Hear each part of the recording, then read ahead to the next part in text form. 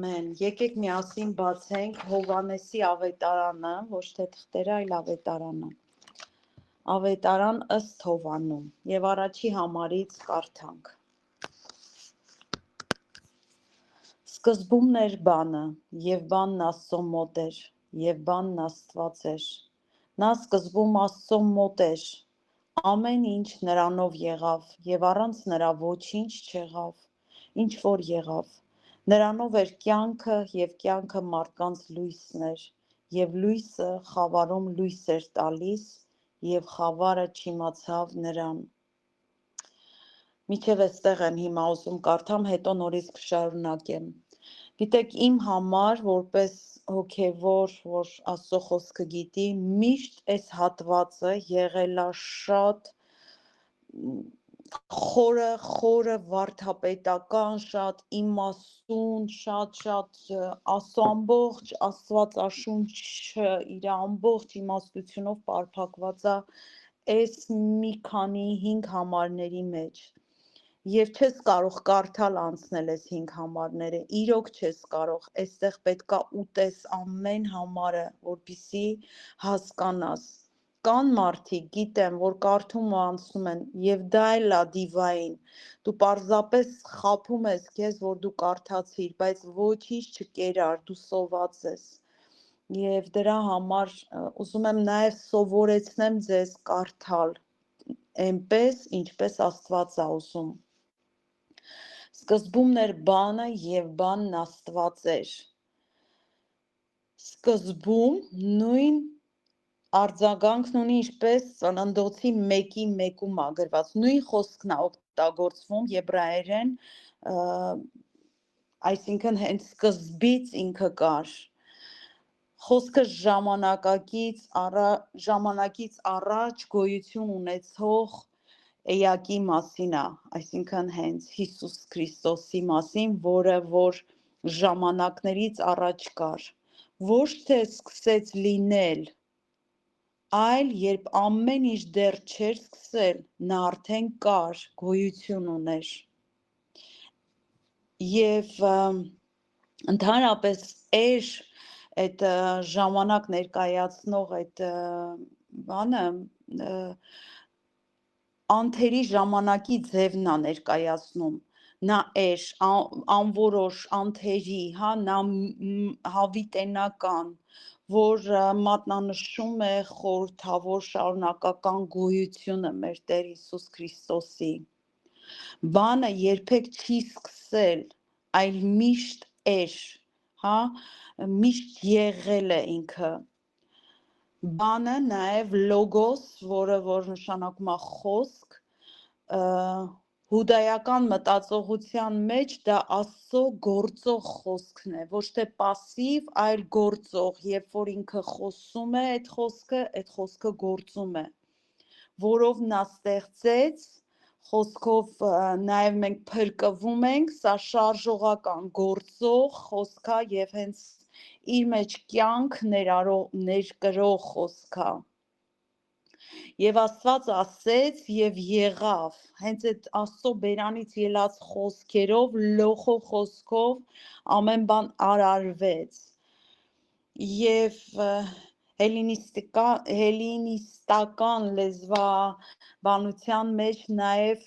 խելք, կարգ, իմաստության գաղափարն է իր մեջ կրում լոխո խոսքը։ Հովհաննեսը երկուսը միավորում է եւ ասում է Աստված իր անձն ու կամքն ինքն էր հենց բանը եւ բանը Քրիստոսն էր, այսինքն այստեղ չի տարանջատում Աստված իրանից, ինքը հենց Աստված էր եւ հենց այդ ժամանակում ասում ոչ թե կամ գալու է նա միշտ կար, նա Աստծո մոտ էր եւ Աստծո մոտ նշանակում է դեմ դիմաց, հարաբերություն ունեցող մեկը եւ Աստծո խոսքի մեջ մեկ այլ տեղ գրված է ես նրա ծոցում էի, դա անձնական հաղորդակցության մասին է խոսքը, ոչ թե անանուն ինչ որ ուժեր Հիսուսը կամ լոխոսը կամ բառը, հա, այլ նա կենդանի խոսք էր, որը հարաբերվում էր Հայր Աստծո հետ, մշտնջենական այդ ժամանակահատվածում հավիտենականության մեջ, այսպես պահվում է Տրինիտասը, հա, դա նույնպես երրորդության մասին է խոսում, լատիներենա տրինիտաս, որը նշանակում է երրորդություն։ Այստեղ պարզ երևում է նաև երրորդության խորհուրդը, բանը եւ տարբեր է հորից եւ լիովին միավորված է նրա հետ եւ երբևէ ամենաբարդ բանը, որ քրիստոնյան չի կարողանում բացատրել, դա եղել է երրորդությունը, Տրինիտասի բացատրությունը, ինչպես է նրանք մեկ եւ առանձին եւ շատ մեծ խոչընդոտների առաջ են կանգնում իսլամիստների դեմ, որոնք ձեռ են առնում հա քրիստոնյաներին, ասելով դուք երեք աստվածներ ունեք, Քավլիցի մենք մեկ աստված ունենք, բայց երեք կերպարներով եւ այստեղ հենց սկզբից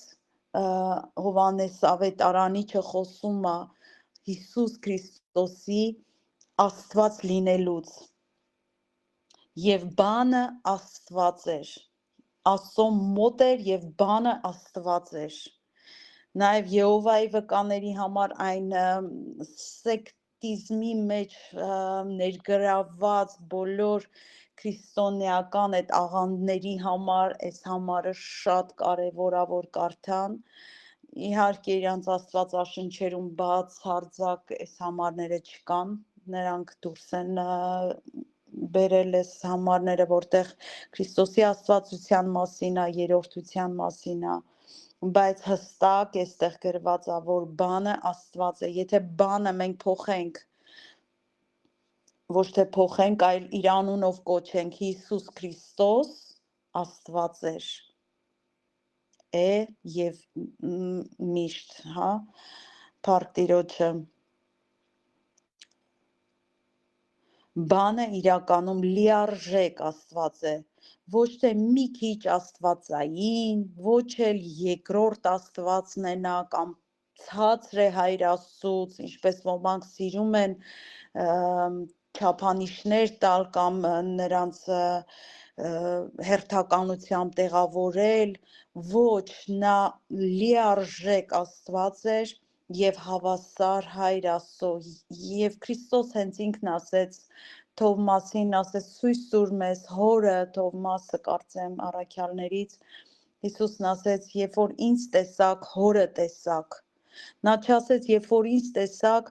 ինձնից մի քիչ մեծ հայրն է, դե պատկերացրեք, էլի, ոչ, նա ասեց, եթե ինձ տեսաք, հորը տեսաք, եւ դա նշանակում է, որ նրանք հավասար ռանգերի վրա են, նրանք նույն աստվածային խորությամբ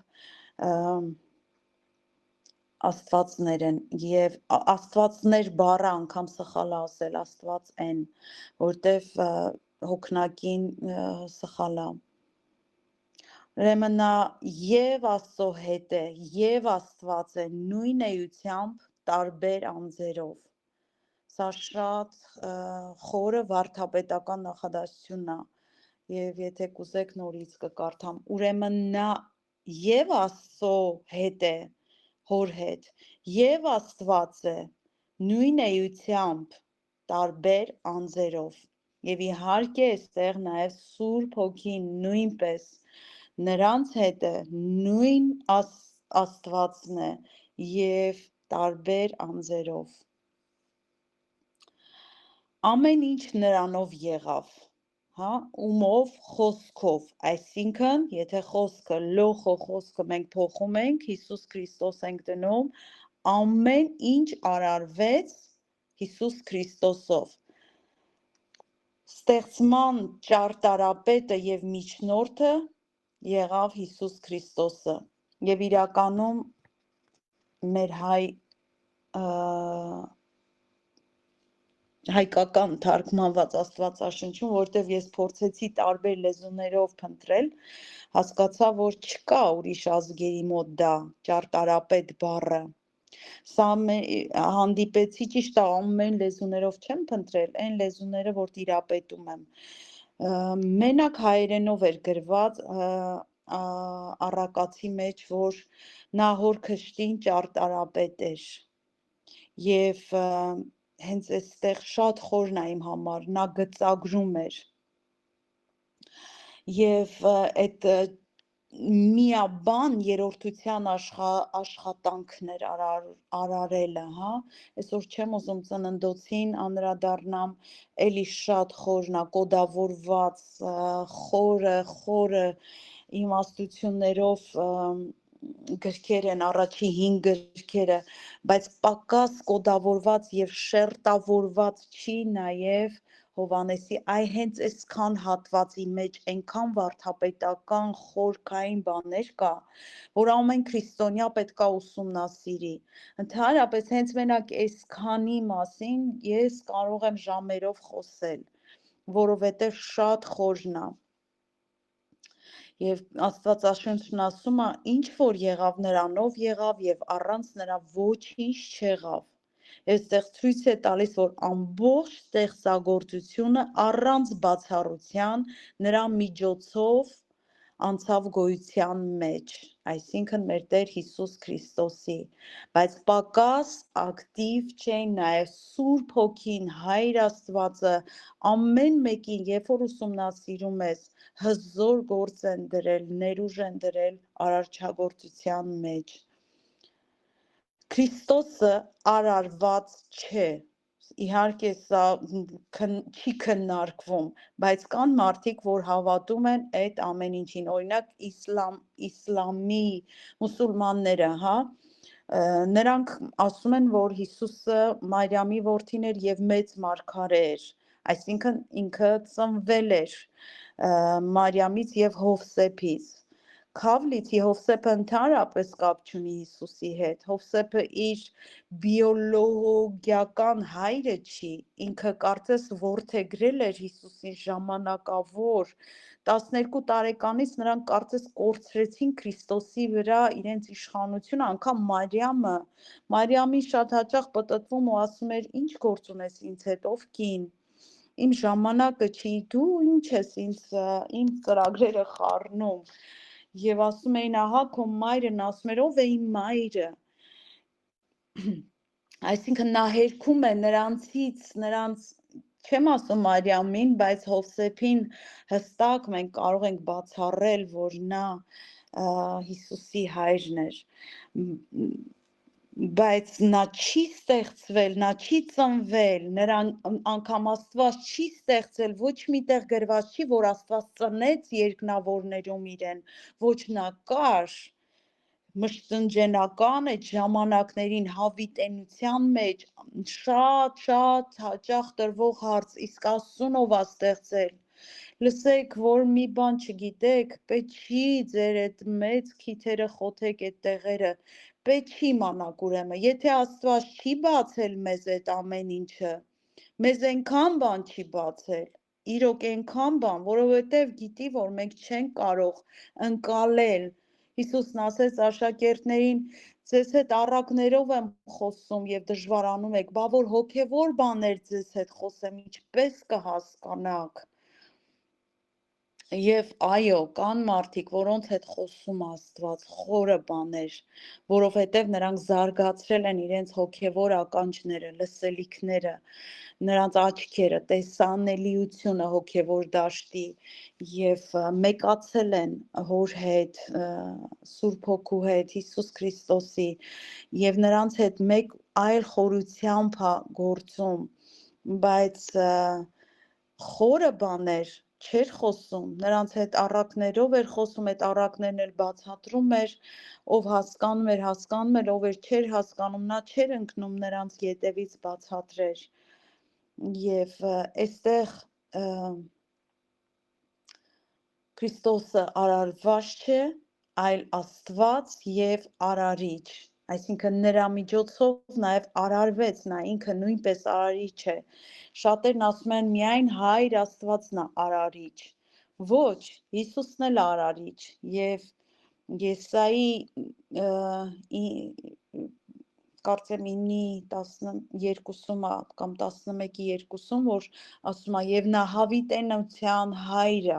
Հիսուսը նույնպես հայր է, նրա միջոցով շատ հոգիներ են ծնվել, նրա զոհի միջոցով նա եղավ շատերի համար հայր։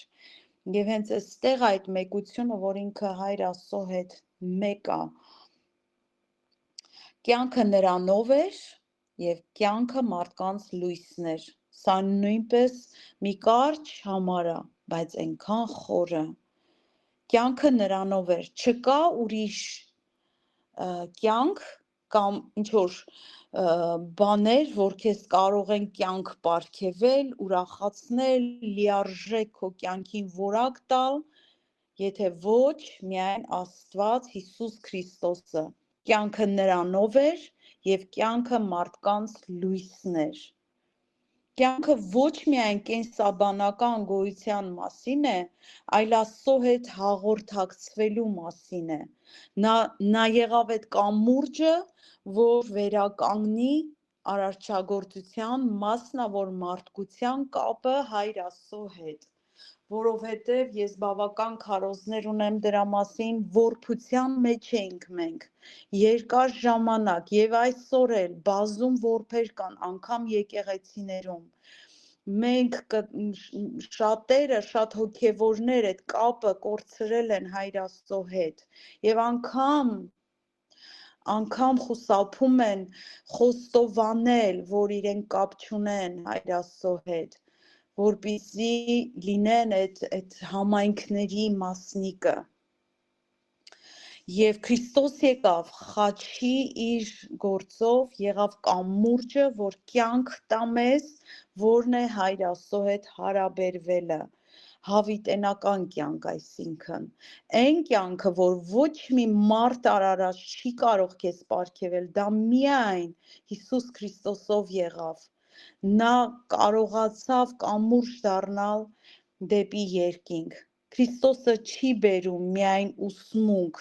ինչպես շատերը սիրում են կարդալ։ Ես կարող եմ այսքան մասը կարդալ ու ասել, «Վաու, այս ինչ հրաշք համարներ է»։ Դա կլիներ չոր լոխո խոսք, բայց Տերն ուզում է, որ մենք բացենք, որովհետև շերտավոր է այս խոսքը, ինչպես մեր քույրը ասեց, ամեն անգամ, երբ որ մենք կարդում ենք, նորովի է բացահայտվում մեզ Աստծո խոսքը։ Անգամ ես արդեն եկող տարին 30-ամյակն է, որ ես հոգևոր եմ։ Ամյակ մի տեսակ հնչում է, որ պիտի նշեմ, չէ, Քավլիցի տենց պարզապես դուրս եկավ բերանից, ես չեմ նշում, բայց ես այսօր կարդում եմ ու հասկանում եմ, որ վաու, այս ինչ խորն է, այս ինչ նոր բաներ կա այստեղ։ Ես 30 տարի կարդացել եմ եւ լավ եմ կարդացել, ես սիրում եմ գիրք կարդալ։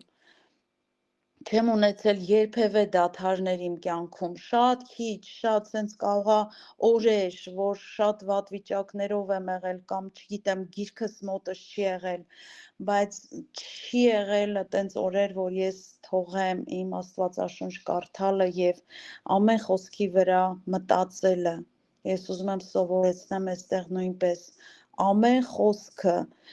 իր մեջ շերտեր է պարունակում։ Խոսքը կարդալուց հետո աղոթիր եւ ասա Տեր բացի ինձ այս խոսքը։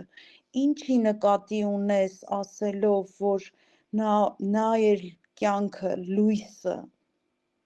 Նա ինքն էր կյանքը։ Աստծո ներկայությունը, ճշմարտությունը,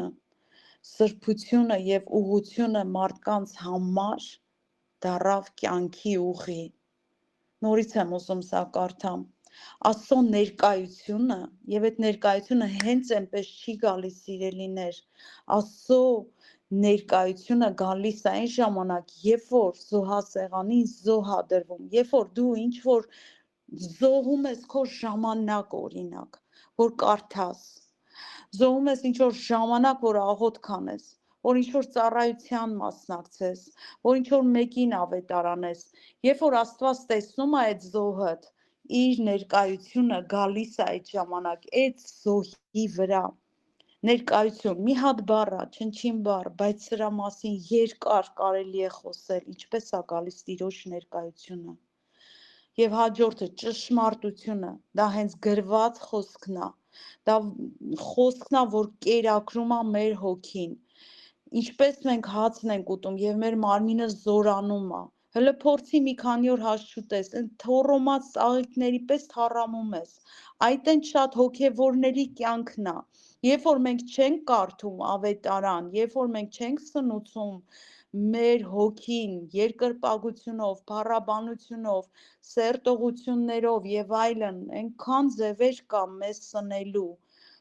այլ ծուլանում ենք հոգևոր։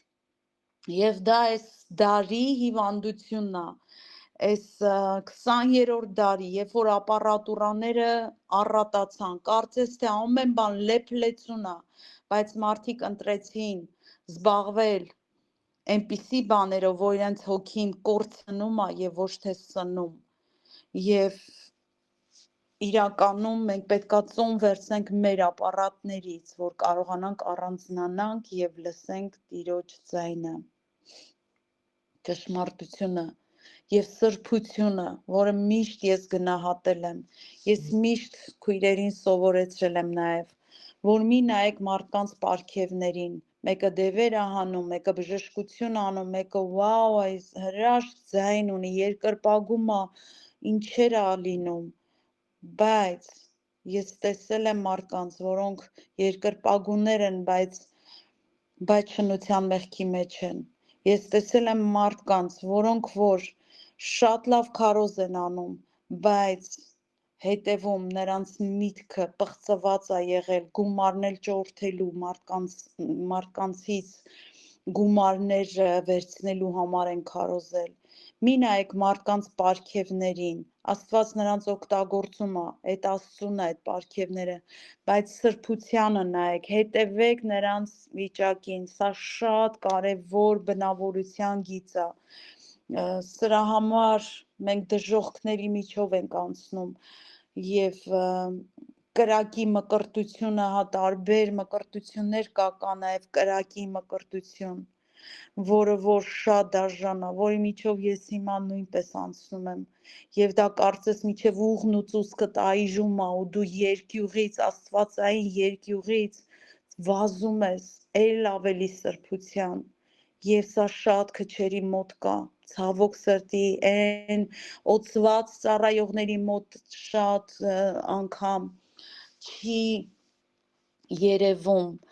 դա սրբությունը այսօր մի կարճ այդպես մի հատ ծառայող էր այդ մասին էր խոսում որ որքան շատ աոծությունը այնքան սրբություն կա տվյալ մարդկանց մոտ ես այդքան էլ համամիտ չեմ այդ խոսքի հետ Աստված իր օծությունը անցած անգամ մեր խմբում նույնպես այդ մասին խոսեցի երբ որ Սամսոնին տվեց Սամսոնը շնության մեղքի մեջ էր բայց զորությունը գործում էր նույն զորությամբ ինչպես սկզբից երբ որ նա դեռ սրբության մեջ էր երբեք օծված մարդիկ չեն կարող սրբությունը ոնց ասեմ չեն կարող մեզ խաբել, հա, եթե իրոք ուզում ես տեսնել։ Ես ինքս նկատում եմ։ Մի կարճ ժամանակ է ինձ պետք որ հասկանամ այդ լավ քարոզանողը սրբության մեջ էր թե ոչ։ Ուղղության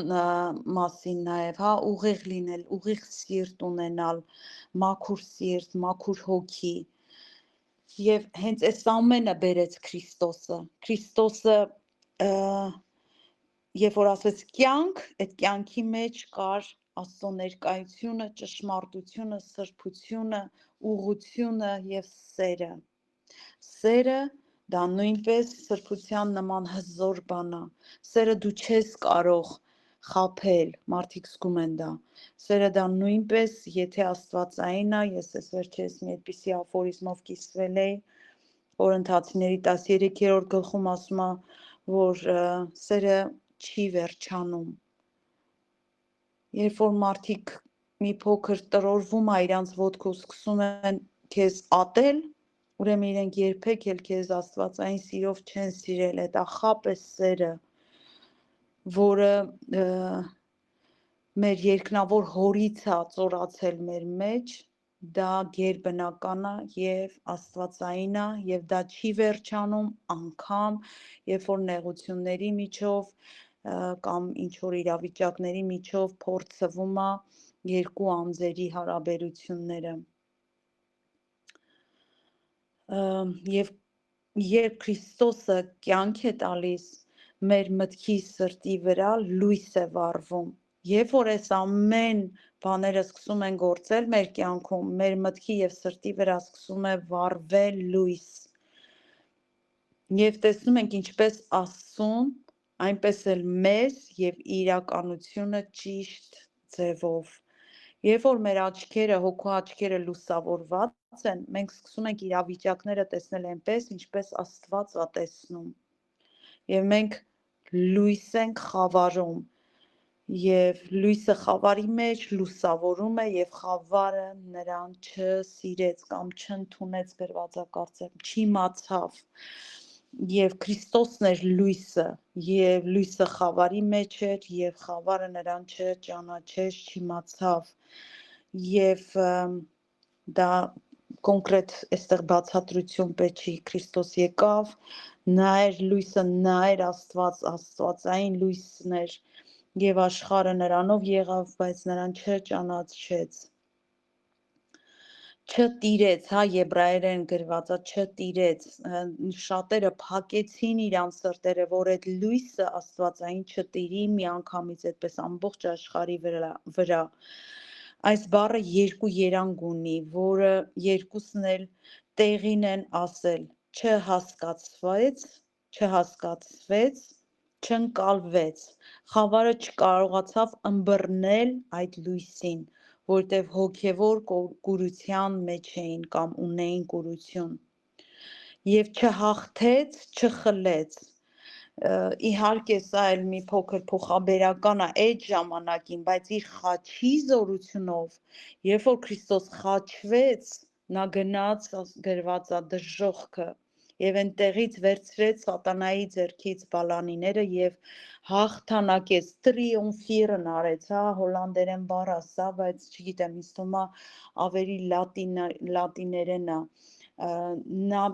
խայտարակեց, հա, ակնհայտ ցուցադրեց իր հաղթանակը տրիումֆիրն արեց լույսը դա սուրբ գրքի մեծ պատկերում դա հաստատվեց խաչի եւ հարության միջոցով, ինչպես նոր ասեցի, թվում էր թե խավարը հաղթեց այդ պահին Քրիստոսին, բայց լույսը հաղթեց վերջնականապես, նա գիտեր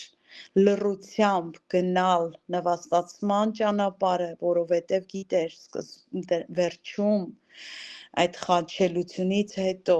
նա մի տառապանքի միջով անցավ, որ երբևէ աշխարհում ոչ ոք չի անցել ու չի անցնի,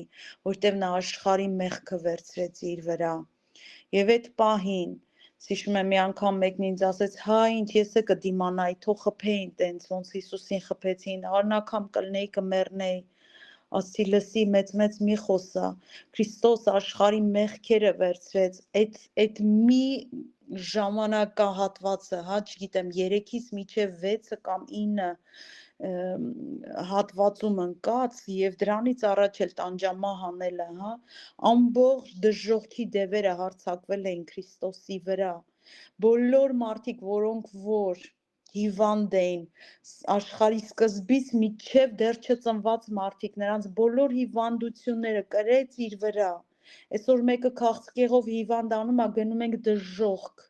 տառապելով, ամբողջ միլիոնավոր քաղցկեղով հիվանդների տառապանքը ոչ միայն մարմնական, էմոցիոնալ, հաշնչային, հոգեկան, ամբողջ այդ ցավերը վերցրեց, բոլոր բռնաբարված, մորթված, սպանված, տառապանքի միջով անցած մայրեր, բոլոր աշխարհի ցավերը, դրանք այնքան շատ են, որ ես այսօր թվարկեմ, Քրիստոսը վերցրեց այդ մի քանի ժամերի մեջ իր վրա Պատկերացնում եք ինչ ա կրել ինքը, որ մի հատ նախադասություն գրվի, որ նրա վերքերով մենք բժշկվեցինք, եւ իմ համար այնքան կարեւոր է, որ այս համարը մեր լեզվից չհելնի, որ սատանան չխաբի, դու հիվանդ ես ու վերջ, ոչ մենք բժշկված ենք Հիսուս Քրիստոսի վերքերով եւ վերջ, պետք է 100% հավատանք այս խոսքերին։ Ես ճիշտն ասած էլի եմ գրել, բայց չեմ ուզում շարունակեմ, որ շատ ծանր չլինի այսօրվա խոսքը, որպես այսքան շատ ավելի հասանելի լինի, որ կարողանանք կերակրվենք։ Հայր, շնորհակալ եմ քո խոսքի համար, շնորհակալ եմ Տեր, որ քո խոսքը գալիս է եւ կյանք է տալիս եւ հենց դու ես խոսքը, Տեր Հիսուս, ինչպես այսօր սովորեցինք, որ դու ես խոսքը, որ երբ որ կարդում ենք, մենք ուտում ենք քեզ, դու առատանում ես մեր մեջ, դու զորանում ես, դու ավելանում ես։ Ես չգիտեմ դա ոնց է կատարվում, բայց հստակ զգացել եմ, որ երբ որ մենք հաղորդակցվում ենք քեզ հետ, գրքի հետ եւ աղոթքի միջոցով մենք ավելի զորավոր ենք դառնում եւ դա նշանակում է, որ դու առատանում ես մեր մեջ։ Շնորհակալ եմ քեզանից մեծատառով դու։ Շնորհակալ եմ Հիսուս Աստված, Աստծո որդի, Աստծո նման եւ Աստված, մեկ Տրինիտասը, Հայրը, Որդին եւ Սուրբ Հոգին։ Օրհնում եմ այսօրվա խոսքը, որ ամեն լսող օրհնվի, զորանա եւ գնա փառքից փառք եւ զորությունից զորություն։ Թող փառավորվես Հայր, Որդի եւ Սուրբ Հոգի։ Ալելույա, ամեն։